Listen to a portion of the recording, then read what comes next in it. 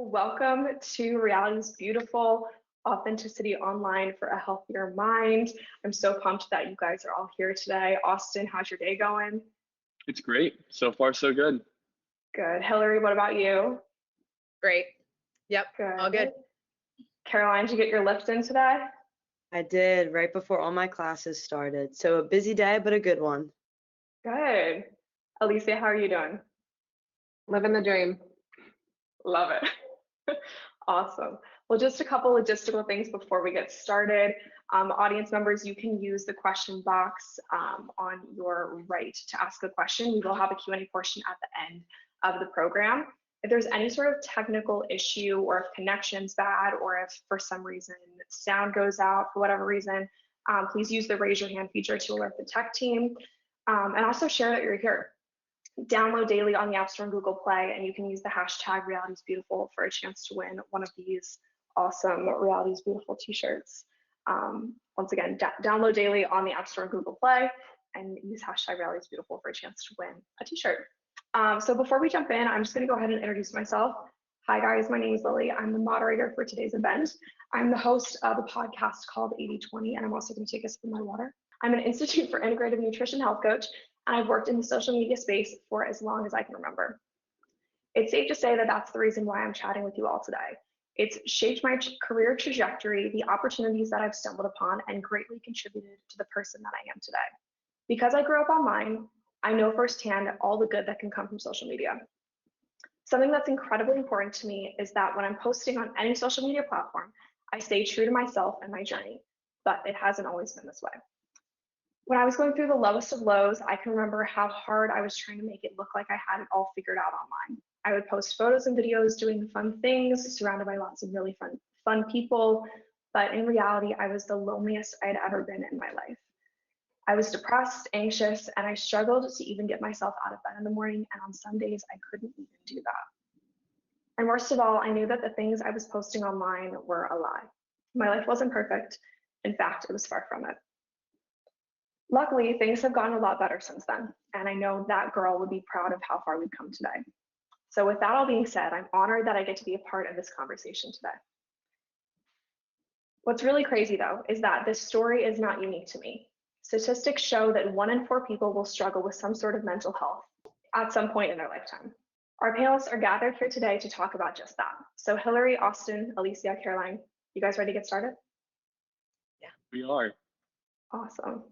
So let's go ahead and introduce the panelists. Alicia McKenzie, known as Lift Like a Mother, has been in the fitness and wellness space for over a decade. She's a women's wellness coach holding a variety of certifications from nutrition to fitness to mobility to gymnastics. Alicia is a former USA weightlifting and CrossFit athlete and even owned a couple of CrossFit gyms. More recently though, Alicia is the author of Balance is Bullshit, a realistic approach to integrating healthier habits into your life. Inspiration for this book came after years of clients asking the same question: how can I balance it all? I don't want to give any spoilers, so I'll let Alicia tell you a bit more about that in just a moment. She's an entrepreneur, nonprofit founder, mother of 5, and believes that a healthy lifestyle is one of the greatest gifts you can give yourself and those around you. Alicia, where can the viewers find you online?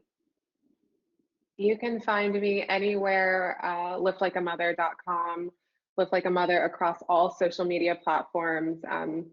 Yeah, check me out, follow back. I'm excited to just kind of connect. Awesome. Our next panelist is Austin Anderson. Austin is the founder and CEO of daylyy. 4 years ago, he set out on a journey to launch a startup that would forever rewire social media. After 5 months, 4 years of the journey, 5 months ago, he took daylyy worldwide. Austin knows that current social media platforms don't work for Gen Z. The problem is clear. People are tired of fake happiness, fake content, and fake filters, and most of all, a distorted reality. So he created daylyy. Austin is an Annapolis, Maryland native and College of Charleston alumni. Austin, where can the audience find you? You can find me on daylyy with the username Austin, and you can follow daylyy on all social platforms at @downloaddaylyy, and you can find daylyy in the App Store. Our next panelist is Caroline. Caroline Gardner is an undergraduate kinesiology student at the University of Maryland, and she has plans to become a physical therapist. She's a certified personal trainer who has a passion for fitness and inspiring others to be their best selves. Her passion for fitness developed when she began college, and she used it as a positive outlet for her mental health. Last year, Caroline was struggling with depression, and she used fitness as a way to cope and help her get through tough times. She documented her journey on social media as she wanted to distract herself from her negative thoughts. And in just a year, she grew a following of over 17,000 people.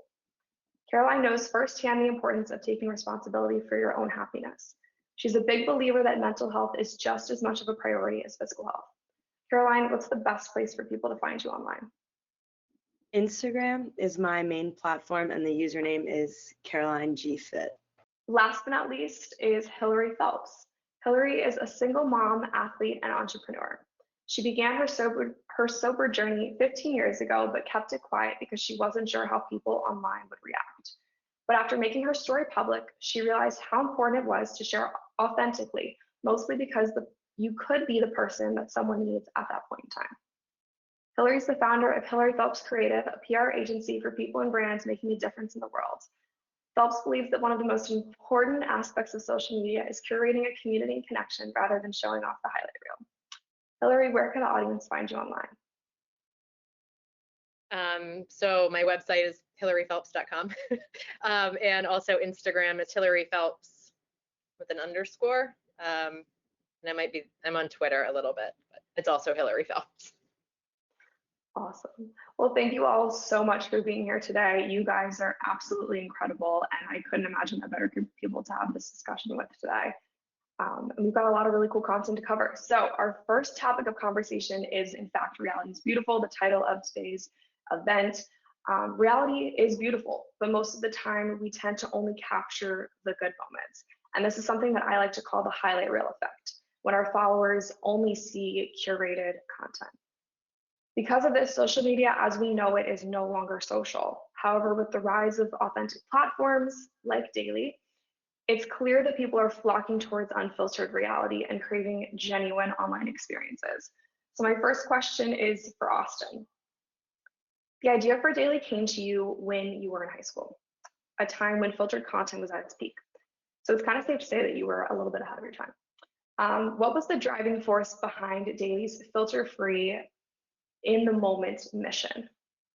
Yeah, it's a good question because I've been on the startup journey for really the past 4 years, but to Lily's point, the idea did come to me when I was in high school.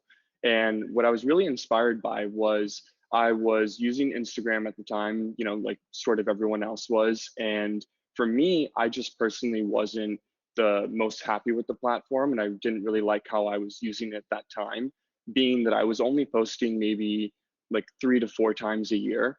And I really wanted to post more. I wanted to share more of my life, but I just felt like, Instagram or these other socials sort of have the pressure of definitely showcasing that highlight moment and that wow moment. But I started thinking about, wouldn't it be really cool to just basically post every day without worries, without thoughts, without anyone judging or thinking like, wow, what is he posting or what is he doing? But just truly just posting what I want to. And that idea really transformed into daylyy, the idea of just posting every and any day, sort of the content you want, just things that make you happy and things that bring you joy. And then I think we really look at the social media climate that we're in today in 2022, and we really realize that current social media, there are definitely aspects of it that is toxic, that's unhealthy, that people are really looking for an alternative and something that just feels a lot different.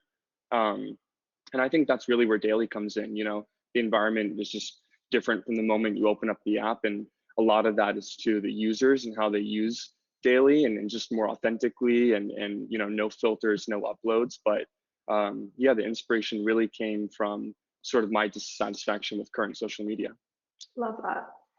If any of you are users on daylyy, you know that from the minute you open the app, it is truly a very authentic experience. And I think that Caroline, something that you do a really good job of is curating that on your own social media feeds. And you've actually described social media as an outlet for you, and that it's actually helped your mental health. So can you speak to a little bit how you use social media for good? Yes, of course. First off, I'm glad you think that my platform comes across that way. That's always good to know. But basically, I also grew up in the age of social media. It was very prominent, even in middle school. So I feel as though when I first downloaded, like Instagram, Snapchat, I also began to fall out of love with myself, and I fell more in love with becoming this sort of ideal person and having some sort of appearance associated with me. And ever since then, my mental health just kind of declined a little bit. And it took after years of having it. Sorry for like the sirens in the background. And after years of having social media, it got better. But I think the turning point was last winter. Both my grandparents had passed away, and I was really struggling with depression and anxiety. And on top of that, college, social life, schoolwork, like everything was just kind of put on me at once, it felt like. And to distract myself from like all the negative thoughts that I was experiencing, I started to post on my fitness account, and I kind of used it as like an emotional dump. I would post the workouts that I was doing every day and inspirational quotes, and just like I was posting what I wanted to post and not caring what anyone thought. And that is when social media took such a turn, because you begin to realize that no one really cares. And once your feed is filled about things that you're passionate about, things that inspire you, and not things that make you feel insecure, it is literally game changing. And it's so refreshing to be able to go on social media and to post like a photo where I don't look the best and not care, and know that it can help someone else out there who's struggling with an eating disorder, with body image issues, with anxiety, with anything. And like my main goal with my account is just to maybe inspire or help one person and let them know that social media is not real life. Absolutely. It's that highlight reel, right? And so by you just coming in as your full authentic self, showing up as who you are that day makes such a huge difference. And that's why I'm so glad that you're here and part of this panel today. Well, thank you. Absolutely. So Hillary and Alicia, we all know that social media isn't going away anytime soon. How do you both stay true to yourself online despite pressure to put up a perfect facade, going back to that kind of highlight reel concept? In other words, what boundaries have you created for yourself and your families and your friends to embrace the imperfection of everyday life? Yeah, I mean, so I have to say, full transparency, I was that person that was hiding behind that perfect life for a while. And only recently, I went through kind of a transition in life. And people would be like, "Oh my gosh, you're so happy." And I was like, "Oh." And they were like, we follow you on social. And I was like, "Oh my gosh," like, because that's not real life. And at that point, and like Lily, you talked about in the opening, like I've celebrated 15 years of sobriety this past summer, which is it's a huge part of my life. I mean, it's like, Yeah, congratulations. Thank you. And I was still kind of not shameful about it, but I was like, what will people think of me? And literally a moment came when it was like, kind of like Carol, it's like, it doesn't matter if there are 5 people that unfollow me, or there are 5 people that don't take my call, or 2 people, whatever that is, because if there's one single person that sees what I'm posting about sobriety, about the struggle, about those things, and they say, "Oh my gosh, I feel the same way." Okay, maybe it's not as shameful, because it's that community connection, like the good in social media. And so from that point forward, I started sharing a little bit more openly, and it's amazing. One, as Caroline said, it just feels good, because I'm not trying to put up that facade of like, life is amazing. And there are some great highlight posts on there, like some really good ones. But for example, like the other day, my son, I have a 5-year-old, and if anyone has a toddler or children, like there are days that are just well, every day is unpredictable.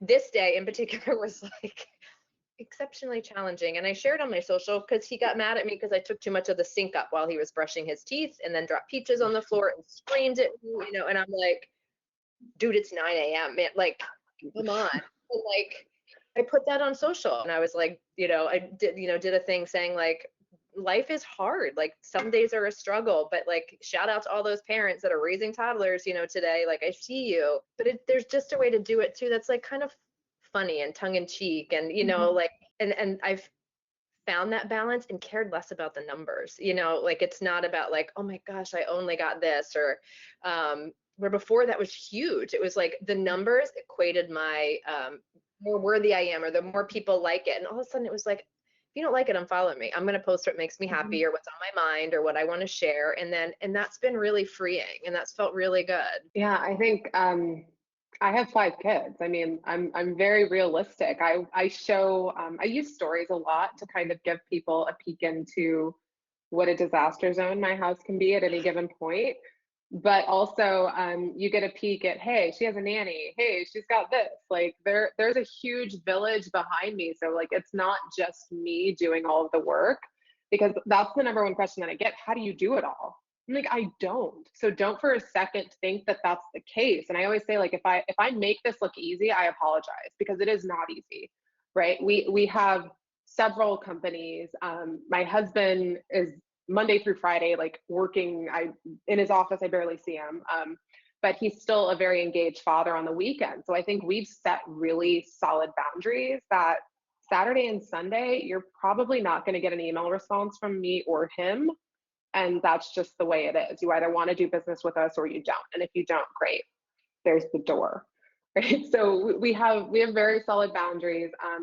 And I'm protective of my energy. I'm protective of I try to keep a positive environment on social. And if it's not, I'm very quick to turn it off. There's too much going on in the world. I feel like us as humans, we're not meant to be bombarded with all of this information at once. And I feel like if it's playing into the negativity in my real life, like I turn it off and I kind of just let it go for the day, for the week, for however long I need to, without an explanation. I've gone away from feeling like I owe people an explanation as to why I'm not posting on social. Clear boundaries. I don't care anymore. I feel like I'm 35, but I feel like I'm too old to care what other people think. The old lady in this group, 35 is when that switch happens, when you're just like, right. I was like, physically, it takes a little bit more to get into shape, but mentally, I'm like, I don't care. I was going to say, main takeaway from this topic, from your guys' responses, is stop caring about the numbers, stop caring about what people think, and post your real authentic life. Because for everybody here, I think your platforms or you built these incredible platforms because you've shared authentically, right? Like, I don't think a lot of the people they don't come to your platforms to see like the glitz and the glam. Like, they want to see your real life. Kind of moving into our next topic of conversation, making mental health a priority. I don't know if the audience members, if you're taking notes, but now's a good time to pull out a notepad. I have mine right next to me. I'm probably going to jot some stuff down. But my first question is for Hillary and Austin. So, well, I guess kind of backtracking here a little bit. Every year, the World Health Organization chooses a theme for World Mental Health Day. And this year's theme is making mental health and well-being a global priority for all. And I think that is obviously something that's incredibly important, a very, very cool theme to have. So my first question is for Hillary and Austin. How do you make your own mental health and well-being a priority on a day-to-day basis? For me, a non-negotiable is meditation. Like, so during the pandemic, that was something I'd always, I'm certified in yoga and I've done meditation here in and out in the past. But during the pandemic, I had this idea that if I'm not sitting in lotus with a mantra in silence, then it's not perfect. It doesn't count. And like, I kind of got over that really quickly when nobody, the world felt like it was coming to an end, and I needed to like check inward. And so I started listening to a ton of guided meditation. So I just found things that I liked.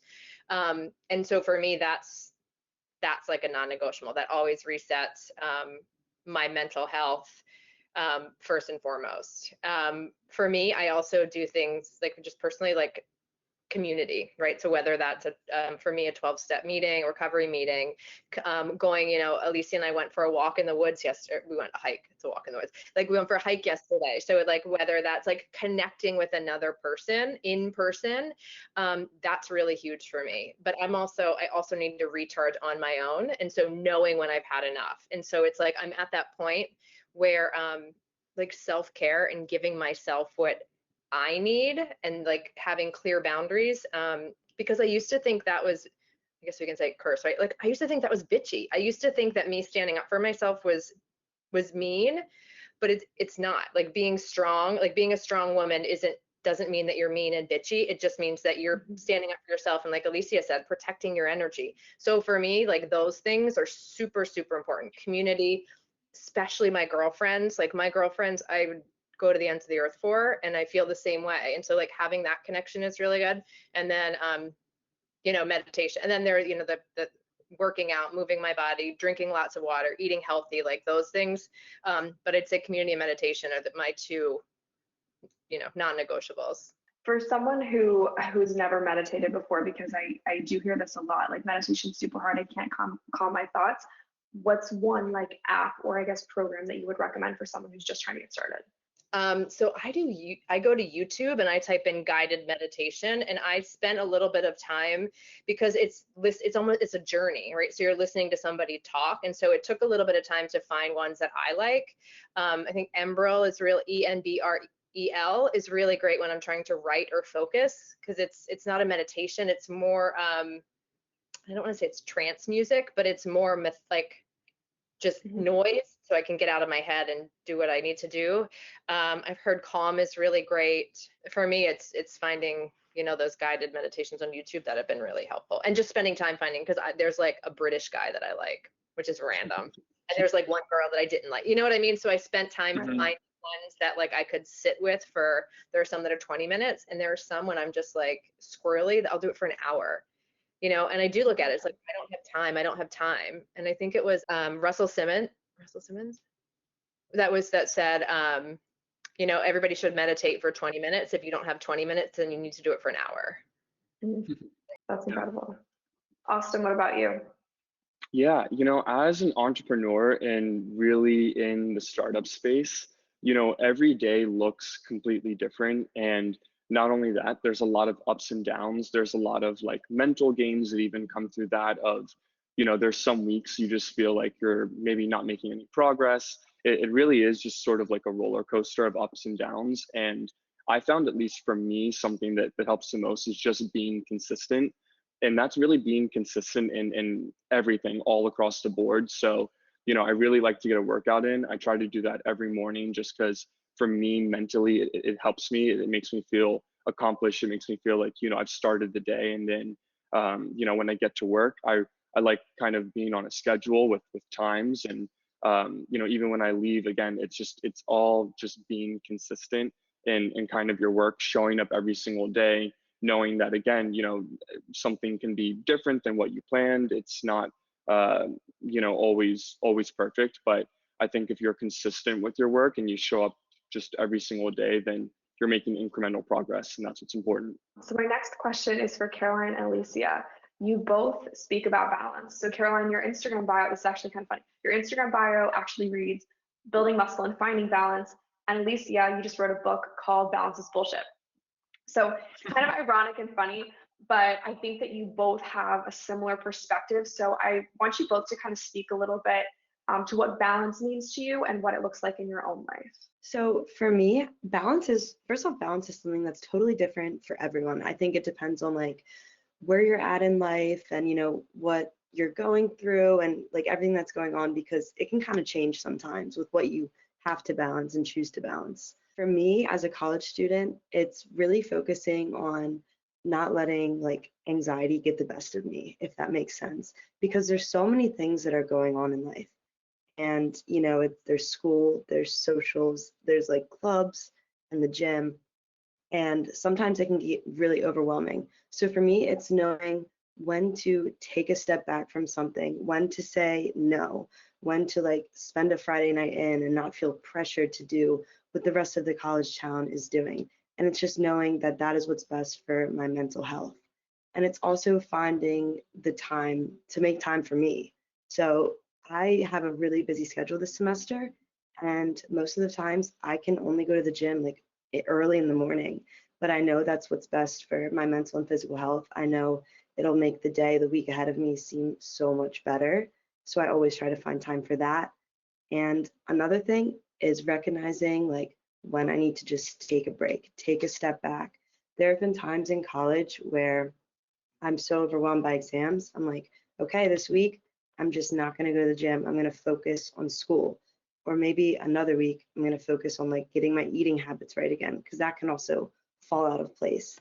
Balance is different for everyone. And it's about focusing on what you need to focus on at certain moments in your life. And sometimes that's school, sometimes that's family. Sometimes, it's being there for your friends, or sometimes it's skipping a workout because you really just need to get something done, or you need a day to reset and then come back better tomorrow. I mean, I love the way Caroline put it, because that is the genesis of my book, right? It's everybody trying to balance it all, and they're like, I can't do everything at all the time. And I'm like, you're not meant to do everything all at once.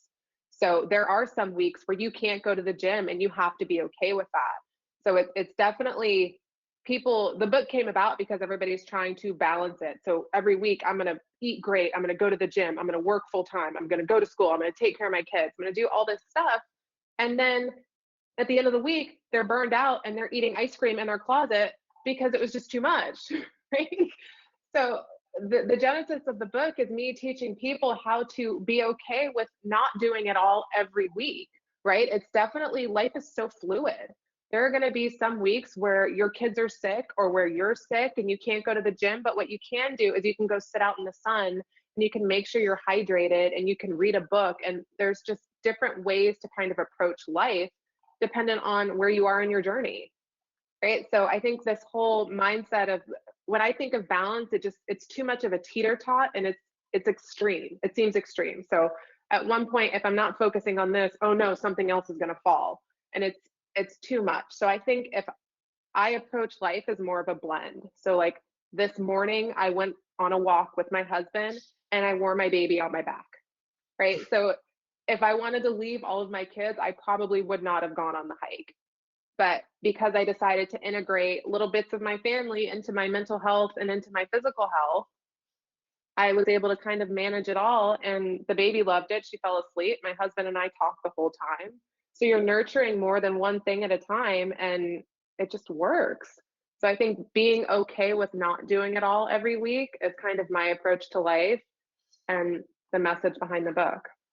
I love the whole idea of fluidity. Sorry, I just had to say that. Like, I've never heard anyone like put that out there before, because I feel like on social media, you see like these like health creators, and some it's just like, how do they get it all done? Like, how do they do it? And it's so true. Like, life happens. Authenticity, right? Because Alicia, that's what you just said. You're like, I wouldn't have been able to get it all done if I didn't have my nanny to help me, right? And just like owning that versus like, I am super mom, I don't have a nanny, like whatever. Just owning it and being real, and it shows people, that gives them the ability to do the same. Yeah. So if you can't afford a nanny, stop at 2 kids. Don't keep going. So I love that we kind of just keep bringing back to this theme of posting realistically online, because our last topic of conversation is building immunity to toxicities. We all know that social media has its pros and cons. So if we're posting authentically, we're showing our audience what life is really like, which I think everybody here does a fantastic job of. It's very, very clear that this isn't like a very toxic space that we're creating. Whereas there's, on the complete opposite end of the spectrum, comes the cons, the highlight reel. So we have an opportunity to potentially connect, share, learn, and grow with our audiences. And I mean, I know I wouldn't be where I am today without posting authentically. And despite the many opportunities that social media has given me, and I guess given everybody in this room right now, there is a clear problem. And it's that most platforms, daylyy excluded, they don't listen to user feedback. So daylyy does a really good job of, well, I'll let Austin get into it in just a second, but I guess my first question is for Austin. So there's a fine line, very fine line, between constructive criticism and bullying online. And sometimes it's really, really hard to believe that there's a person behind the screen just keyboarding away, leaving nasty comments. And we've all seen a hateful comment on a celebrity's profile, or maybe our profile or a friend's profile, and you click on the username, and this person that left the nasty comment, their bio reads something along the lines of, like, throw kindness around like confetti. And you're like, what's going on here? How is this possible? So Austin, what would you say to someone who leaves these types of nasty negative comments? So first off, Lily, to your point, I think it's hilarious because it is true. Most of the time, the people that are saying the meanest things love to have something in their bio, like, mental health advocate or be positive. And, you're thinking, well, how does that work? So I think ultimately the first thing I would ask them is just why. Why do you think it's okay to shame someone else, put down someone else? it's silly, but going back to the golden rule, you know, treating others the way you want to be treated, it seems so simple, but for some reason, it just seems like everyone misses the mark, especially on social media.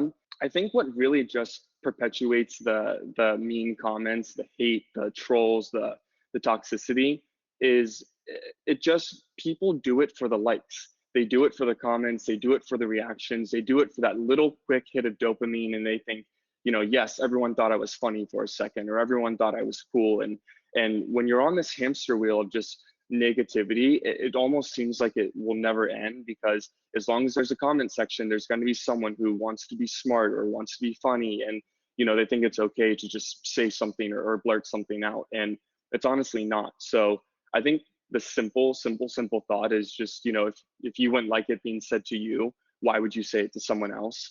It really is a key foundational element at Dayly when we were building the app and thinking about the environment of the app, is, you know, trying to cut out some of that negativity, try to cut out some of that hate. And it's a big reason why on Dayly our comments are private.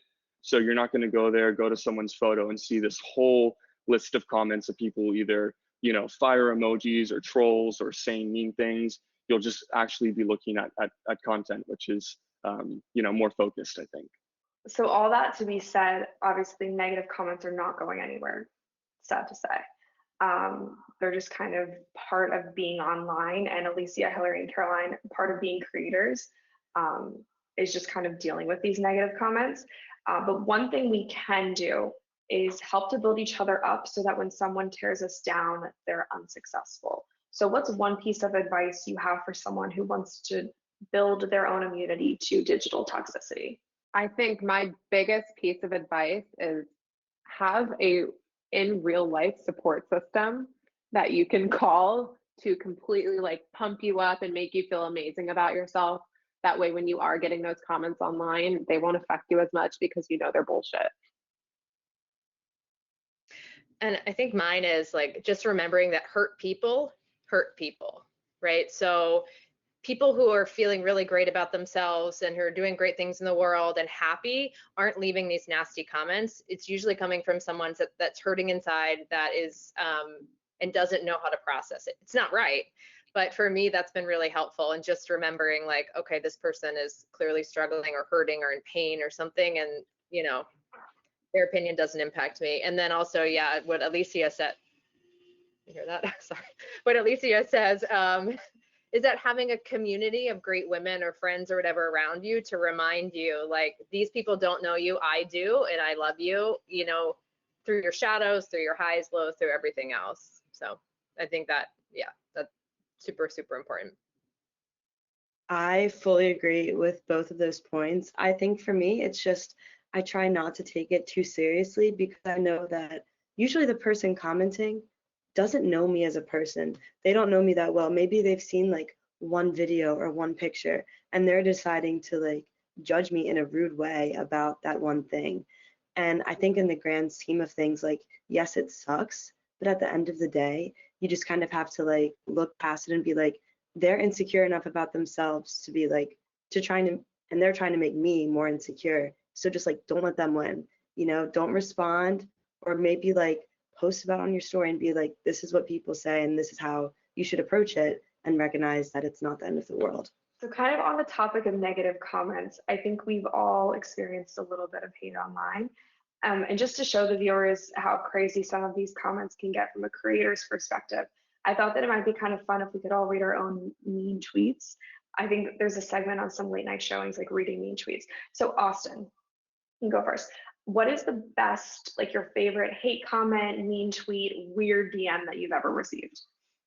This one was pretty recent, so I thought it was just applicable. And you also have to remember, you know, as a creator, for me, what I'm mainly putting out there is not so much content always about myself, but it's about Dayly. You know, it's something that I've worked on for the past 4 years. It's something I'm incredibly passionate about.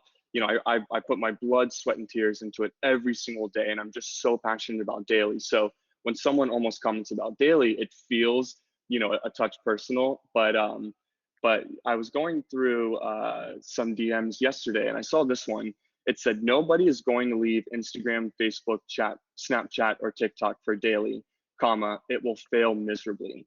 Now, some people could just say like, okay, well, that wasn't that mean or whatever. But for me, again, I take it so personally because, here I am, I'm trying to make a difference. I'm trying to make a social media that's better, that is more inclusive, that's more positive, less pressurized, all of that. And for someone to say something mean like that, it does hurt. But kind of to everyone else's points, I just try to think, it's not that serious. This person doesn't know me. I don't know them, and I need to prove them wrong.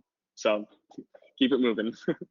So when you said this question, I had a singular comment come right to mind, which is kind of sad, you know what I mean? But I know what it is. So I posted, I don't remember what it was, maybe it was a reel or a TikTok or something. And it was just photos of me like in the gym, working out. And I think maybe I was like flexing in one of the photos. And this one guy commented and he goes, "Why would a girl ever want to look like that?" And that hit home pretty hard because I obviously had worked so hard for my physique. I was really skinny when I was little. I was a cross country runner, and here I am like putting on all this muscle, and like I'm really proud of myself.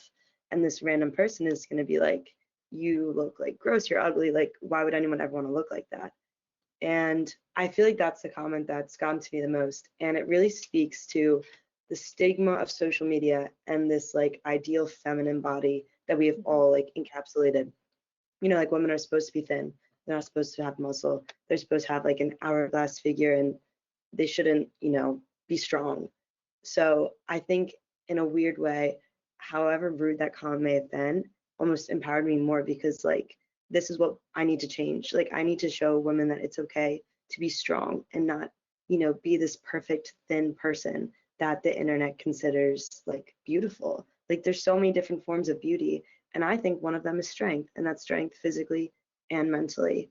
And, if people want to bring you down for that, that's okay. But at the end of the day, like it really is on the inside what matters. I want to hug Caroline right now because comments like that really piss me off. Yeah. It's all right. It's all right. So it's interesting. A couple come to mind, but I think that the one that really sticks out, it was during my competitive time and I was pregnant. I was working out and I was pregnant with my now 7-year-old. But somebody commented on the video, I was squatting and it was relatively lightweight for me because when you're pregnant, you can do all the things you did, just cut the weight down, right? So 55 pounds was nothing when my max clean and jerk was 235 pounds. So I was doing a workout and somebody goes, "You're gonna kill your baby."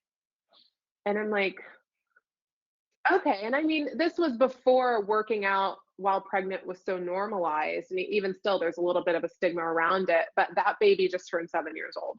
So they were wrong. But at the time, it was like, God, who would go out of their way to say something like that when you know nothing about the other person behind the screen? And I was 20 something weeks pregnant lifting weights, but I had an incredibly healthy pregnancy. So I don't know. I'm still really sad about Caroline's comment. Can we just put that out there? Like, first I got really angry, and there's like this bad joke that's like, you can take the girl out of Baltimore, but you can't take Baltimore out of the girl. And I'm like, who is this? Like, it's like a mom thing, and I'm like, this is not Mama bear, mama bear.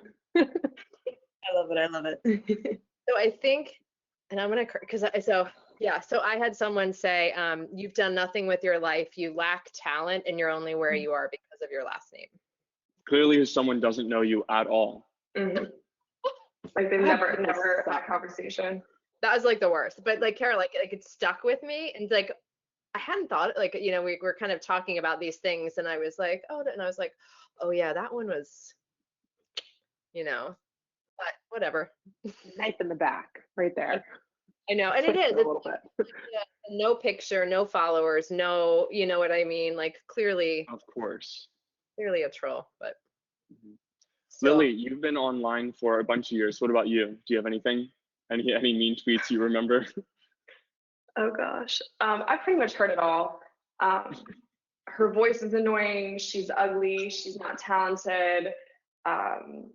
She really bothers me. Some stuff that I really shouldn't repeat online. Recent ones were like DMs to my sister about me, just really like, yeah, weird. Probably shouldn't repeat, and I won't. but yeah, it's incredible that it's always no picture, you know, no profile except like something about kindness and like you're Confetti. happy. Yeah, confetti, kindness, like glitter sparkles. But yeah, I mean, it's always, that's always the situation, right? So it's like, what is going on?